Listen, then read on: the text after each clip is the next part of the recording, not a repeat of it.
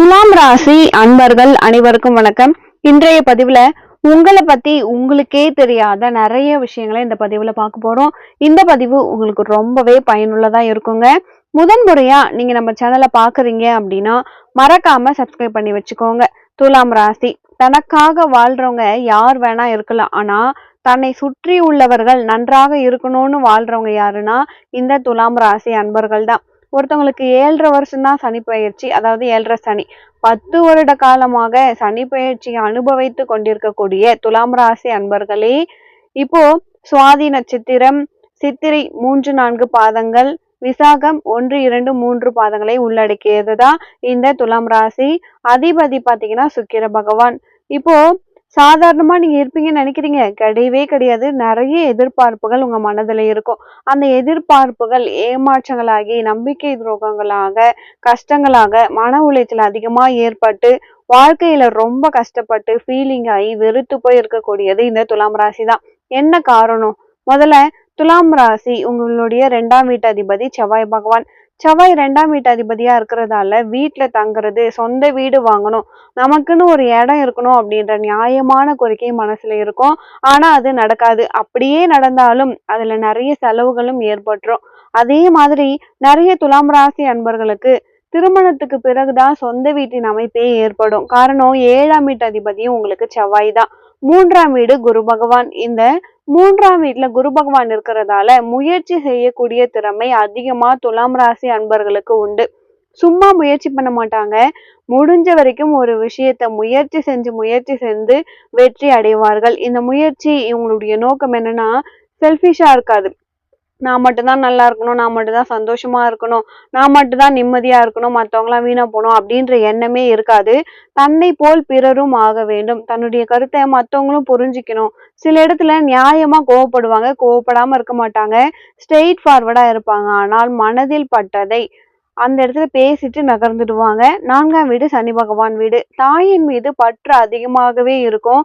ஒரு வீட்டுல துலாம் ராசி அன்பர்கள் இருக்காங்க அப்படின்னா அவங்களுடைய தாயை பிடித்து வைத்திருக்கக்கூடிய திறமை துலாம் ராசி அன்பர்களுக்கு மட்டும்தான் இருக்கு. துலாம் ராசி அன்பர்கள் நினைச்சாங்கன்னா தாயினுடைய ஆயுளையும் நீட்டிக்கவும் முடியும். அதே மாதிரி அம்மா மேல பாசம் அதிகமா வச்சிருப்பாங்க. தனக்கு அம்மா அப்படிங்கிறத விட பிறரின் தாயையும் மதிக்கக்கூடிய ஒரு வல்லமை உடையவர்கள் தான் இந்த துலாம் ராசி அன்பர்கள். இந்த இடத்துல மாமியார் வருமான்னு கேட்டீங்கன்னா வராது. துலாம்க்கு மீனம் செட்டே ஆகாது, துலாம்க்கு ரிஷபம் செட் ஆகாது. துலாம் ராசி அன்பர்கள் 99% மீன ராசியையும் ரிஷபராசியும் திருமணம் பண்ணாதீங்க. ரொம்ப கஷ்டப்படுவீங்க, ரொம்ப வருத்தப்படுவீங்க. அதை அனுபவத்தால் உணர்ந்தவங்க மட்டும்தான் புரியும். அடுத்தது 5ஆம் வீடு பூர்வ புண்ணியஸ்தானம் சனி பகவான். இந்த சனி பகவான் பூர்வ புண்ணியஸ்தானமா இருக்கிறதால குல தெய்வத்தை நீங்க அதிகமா வழிபாடு பண்ணணும். ஏன்னா 4ஆம் வீடு செவ்வாய் அங்க உச்சம், குரு பகவான் நீச்சம்.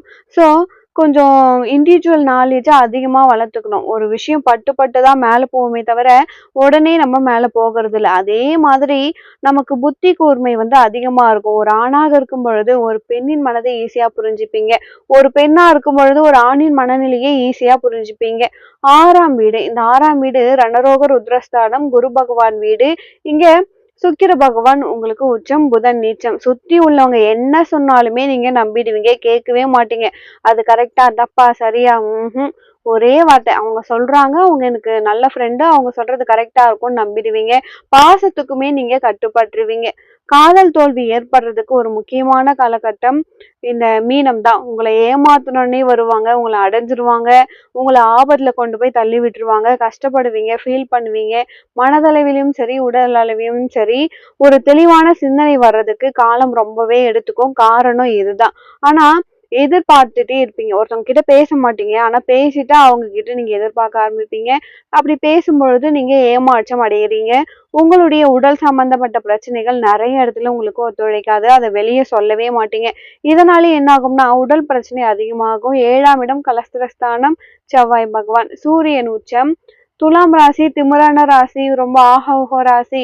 இந்த துலாம் ராசியை நம்ம பேலன்ஸ் பண்றதே ரொம்ப கஷ்டம், சுவாதியை அடக்க முடியாது அப்படிலாம் எல்லாமே சொல்லுவாங்க. தவிர உண்மையாவே இந்த துலாம் ராசிக்கு மேஷ ராசி கணவனாகவோ மனைவியாகவோ வந்துட்டாங்கன்னா, அவங்க சித்திரை மாதத்துல பிறந்தாங்க, ஆவணி மாதத்துல பிறந்தாங்க அப்படின்னா கண்டிப்பா இவங்க அவங்களுக்கு அடிமையா இருப்பாங்க. கணவனும் மனைவியும் அவங்களுக்கும் துலாம் ராசிக்காரங்க அடிமையா இருப்பாங்க. அடிமையானா ஆமா சாமி போற அளவுக்கு அடிமையா இருப்பாங்க. இது 100% உண்மை. அதுலயும் 8ஆம் இடம் அஷ்டமஸ்தானம் சுக்கிர பகவான். துலாம் ராசிக்காரங்க பண விஷயத்துல ரொம்ப கரெக்டா இருப்பாங்க.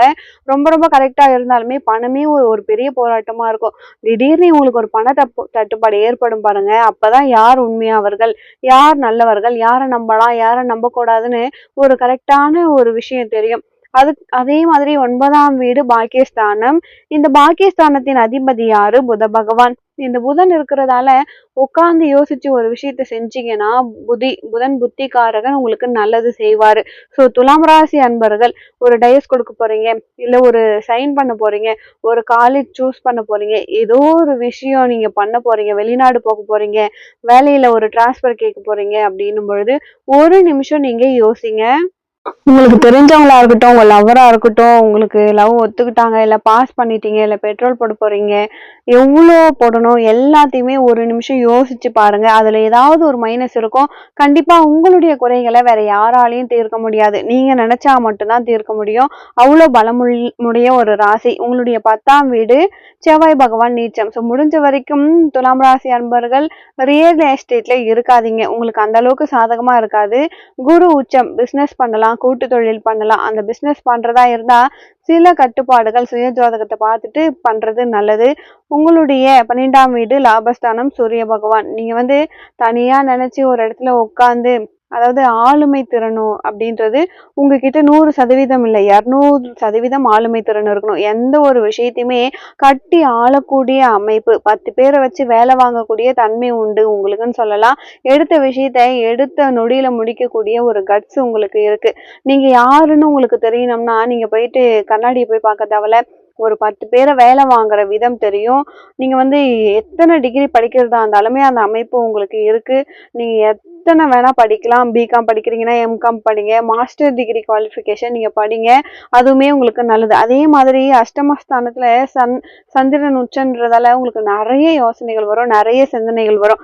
ஒரு விஷயம் செய்யலாமா வேணாமா அப்படின்ற விஷயம் வந்துகிட்டே இருக்கும்.